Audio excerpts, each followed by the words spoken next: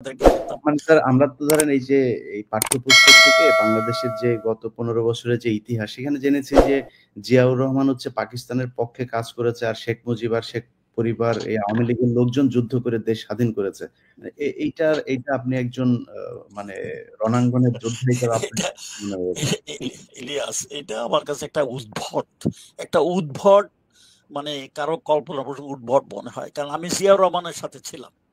জি। আমি দেখেছি জিয়াউর রহমান কিরকম একটা নিবেদিত লোক ছিল। তারপর তার আগে জিয়াউর রহমান যে স্বাধীনতার ডাক দিয়েছেন ওটা পাকিস্তানে থাকতে আমি শুনেছি, কিন্তু আসার পরে এইসব নিয়ে আমরা কোনো আলাপ আলোচনা করি। বাট আই নিউ যে মানে জিয়াউর রহমান কি ছিলেন। আর জিয়াউর রহমান আরেকটা জিনিস হলো, ওনাকে আমি পিএমএ থেকে দেখেছি। আমি যখন ক্যাডেট ছিলাম হি ওয়াজ এন ইনস্ট্রাক্টর। আমার সরাসরি ইনস্ট্রাক্টর ছিলেন না, কিন্তু অন্য অন্য মানে গ্রুপের ইনস্ট্রাক্টর ছিল, বা দেখা সাক্ষাৎ মাঝে মধ্যে হতো, এই আর কি। কিন্তু সরাসরি ওনাকে, কিন্তু ওনার গলার আওয়াজ মানে দৃঢ়, ওটা আমি চিনতে পারি। এই জন্যই যখন উনি কথা বলতেছিলেন পরিচিত আওয়াজ শুনে আমি ওই মাসিমপুর ক্যাম্পে দেখতে গেছি, কারণ ওনার আওয়াজ চিনতাম। তখন থেকে ওনাকে জানি। তারপরে যুদ্ধের সময় I became very close to him, because প্রথম দিন থেকেই আমি যখন আমার মানে আর্টিলারির ওই কামানগুলো নিয়ে ট্রেনিং প্রায় প্রত্যেক দিনই উনি আসতেন। কৈলাসহর আমার ক্যাম্পে থেকে বেশি দূরে ছিল না, কুকিতলে বেশি দূর ছিল না। উনি প্রত্যেক দিন আসতেন, দেখতেন, বিকজ হি ওয়াজ ভেরি কিন টু সি দ্যাট আমাদের আর্টিলারি অ্যাকশনে যায় যত তাড়াতাড়ি। উনি একদিন আমাকে বলেছেন, উনি উনি আর্টিলারি এর আগে ছিল না, মানে ইন্ডিয়ান আর্টিলারি মাঝে মধ্যে উনি ডাকতেন, কিন্তু they are not very effective and is not very happy with. অ্যান্ড frankly speaking, he didn't want to take much help from India. Whatever ন্যূনতম যা দরকার এর বাইরে উনি নিতে চান নাই। তো এই জন্য উনি যত সম্ভব তাড়াতাড়ি ওনার নিজের আর্টিলারি নিতে চাইলেন। তো এই ক্ষেত্রে জিয়াউর রহমানকে আমি যুদ্ধের সময় দেখেছি।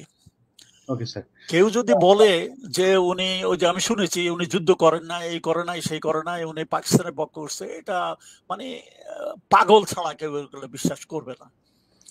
একটা কথা আমি একটু একটু তোমাকে একটু একদিন সন্ধ্যাবেলা দেখতেছি, আমি ফ্রন্ট পজিশনে গেছিলাম, সেখান থেকে ফেরার তারপর দেখি লম্বা মানে দেখি যে ট্রাকে করে সৈন্যবাহিনী যাইতেছে, সব ওজি, মানে ইন্ডিয়ান অলিভ গ্রিনের ইউনিফর্মে। তো আমি ভাবলাম এরা ইন্ডিয়ান হবে। কিছুক্ষণ পরে দেখি যে না, এরা আমাদের বাঙালি, কথাবার্তা বাঙালি বলতেছে, যাচ্ছে ট্রাক একটার পর একটা। আর কিছুক্ষণ পর দেখি জিয়াউর রহমান আসতেছে জিপের মধ্যে। তো জিয়াউর রহমান আমাকে দেখলেন, আমাকে দেখে উনি আমি সেলিউট করলাম। তো উনিও থামলেন আমাকে দেখে। তখন আমি বললাম যে স্যার এরা কারা।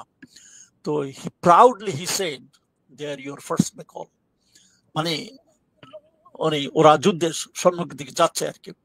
তো আমি বললাম স্যার কোথায় যাচ্ছে? They are going to the front. তখন আমি একটু রাগ হয়ে গেলাম, স্যার তাহলে am I not part of you, why I am not going? তো উনি বলো যা থাকো, আসো আমার সাথে আসো করে আমরা একটা উপরে টিলার মধ্যে বসলাম। উনি বসে বলেছে লেট মি সি, আমার এই ট্রিপ গুলা পার হোক, তারপর সেখান থেকে তো আমরা দেখলাম আর কি। ওনার সাথে তখন আলাপ সালাপ করে আমি যা বুঝতে পারলাম যে মানে অনেক অনেক আলাপ সালাপ হলো সেদিন পরে। তারপর সেখান থেকে উনি আমাকে বললো যে okay you are also joining. সেদিন রাত্রে আমি আমার আর্টিলারি নিয়ে ডিপ্লয়েড করে যুদ্ধে গেলাম আর কি। তো জিয়াউর রহমান সম্পর্কে আমরা সারা জীবন এরকমই শুনেছি। গত 15 বছরে যেই ন্যারেটিভ দাঁড় করানো হয়েছে সেটা অন্যরকম। এই জন্য প্রশ্নটা করলাম।